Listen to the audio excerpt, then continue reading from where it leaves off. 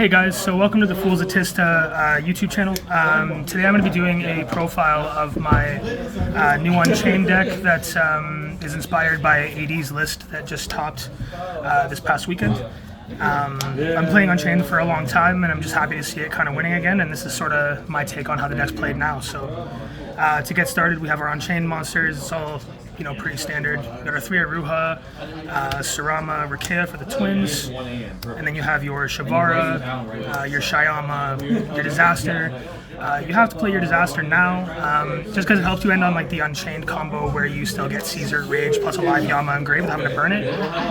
So it just helps with the more layered interruptions on your opponent's turn, just on the crackback. So, and then you have your 1 Unchained Soul. Sort of replacing Tour Guide as your starter and as well your Dark Contract package, kind of alleviating the breaking problem that Unchained had in some ways. We have the 3 Dark Beckoning Beast with the 1 Gruesome Grave Squirmer and the 1 Opening of the Spirit Gates. This just facilitates so much, and obviously we have the Nightmare Thrones as the searcher for the whole deck. 1 card combo now. Every Unchained combo is an Appaloosa combo now. So. Next you have your 3 Abominations Prison, best card in the deck, best Unchained card period. 3 Prosperity is the best card in the game, need no more need to say. I'm playing 2 Chamber and I'm playing 3 Escape. It just feels like Escape is a little bit better in the grind games, and just drawing that is better than drawing a Wailing or a 3rd copy of Chamber past turn 1 or turn 0, so that's my thinking there. For non-engine, I'm playing something a little bit different. I'm on the Thrust package. Let's move all this out of the way. So I'm playing Thrusts. Same concept as last form. I won Unchained was the best deck. It's just they're so good in this deck. They facilitate so much. It literally, this card says search your whole deck. And being able to move a monster that's problematic out of your way, just so you have an open board to OTK into, is something that comes up a lot in this deck, and that's why I'm choosing to play that. I'm also playing 1 Dark Ruler. Honestly, this card's been insane. I might bump it up more, but still testing. 3 Book of Eclipse. Been siding this card for a minute now in this format, even playing other decks. I just feel like it has really, really good coverage into the format. It's flexible going first and going second. It kind of helps with the IP lines going second as well. When you're playing into fire decks, just to kind of help shut those down with 1 card and kind of have good coverage. The only 3 hand traps I played, I'm playing 3 Infinite Impermanence. Same thing that AD said. I'm just a coward. I can't play not hand traps. And then the 1 Rivalry. And that's it for the main deck. It's 41 cards, I believe. Move on to the extra deck now. I'm playing 3 Yama. I just think I'd rather play an engine card that helps out a lot in the grind, and in opting not to play the 3rd Chamber as I was previously, I just thought having the 3rd Yama could help, and it has come up already. Next we have our 2 Soul of Rage and our 1 Anguish, broken, and then you have your Unchained Abomination. I see a lot of Unchained players not make this very often. Honestly, I think it just helps out so much with like clearing boards, especially when you're playing things like Book of Eclipse and Dark Ruler. It just helps to kind of clean it up and leave little to no follow-up on the crackback. Abyss Actor Super Producer. This is a new one that we never played previously.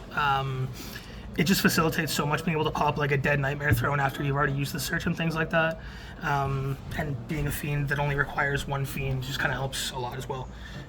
With the 1 SP to go into through Rage, 1 Unicorn. You don't always want to go in SP. Sometimes it's better to spin something back like a Mirror Jade or something like that. We have our 1 Appaloosa, as I mentioned before. I'm playing Access Code. A lot of people opted not to play the Access Code in favor of like Dark, Muckraker, things like that. I feel like you have enough in-engine Link 2s that are better at link climbing than those cards. And yeah, so I thought Access Code was just better to cut out the sort of Druid Worms and things like that. Just those lines are better, especially for OTKing. I'm playing 1 Djinn Buster.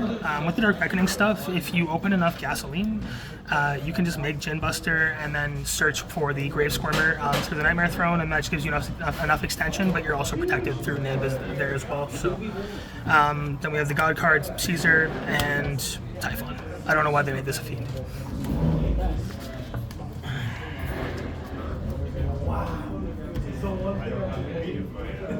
Onto the side deck here. I'm playing 3 shifter.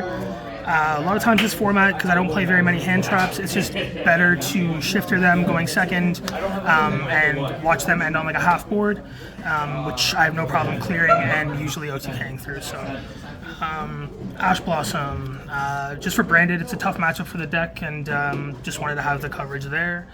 And also going second into the fire decks, it's better to have more hand traps, so I'm siding all of this in.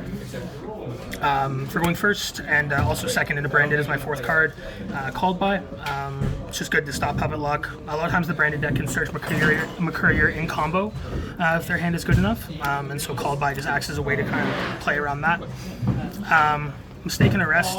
I don't play this card in many decks, but in this deck I think you do need Floodgates going first. Just because you're not making really like any sort of hard negate at this point. It just helps a lot to kind of help your opponent not to start playing, so they can't really out your biggest interruptions that you put up on your end board. I'm playing 1 D Barrier and 1 DDG for Thrust, just into the different matchups. Like both of these kind of cover every matchup you're going to run into right now. And then 3 Evenly. Evenly's been unbelievable, especially when you side it in with the shifter. Again, they're ending on half-quarter boards, and Evenly and what they put up away and just leaving them on little to no follow-up again is always really strong. So, yeah, that's my profile. I just wanted to give a quick shout-out to the Fools of Tista for allowing me on the channel to do the deck profile. Also, shout-out to all the guys at Dolly's Niagara. Those are my team. That's my guys. Specifically, Rob and Gage. Those are my people. And Yassine, Justice, you know, all my people. And also, shout out Universe 7. Those are the guys. Just shout out the group chat. Peace. Well, one last thing before we take off here. If you could change one thing about the deck, what would that be? Like just one thing, one simple thing. You don't have the card right now and you wanted to get it and you wanted to change it in for something else. What would you do? Honestly, I was really looking at maybe playing a more hand trap forward version of the deck, instead of maybe going with the power spell version. But that would be the only thing I would really test, but so far the deck's been really, really good so far. So you prefer the power spell version as of over right the hand now. traps? Yeah, it's more effective combos. Okay? I think so for sure. Awesome. Well, thanks, man. Appreciate you.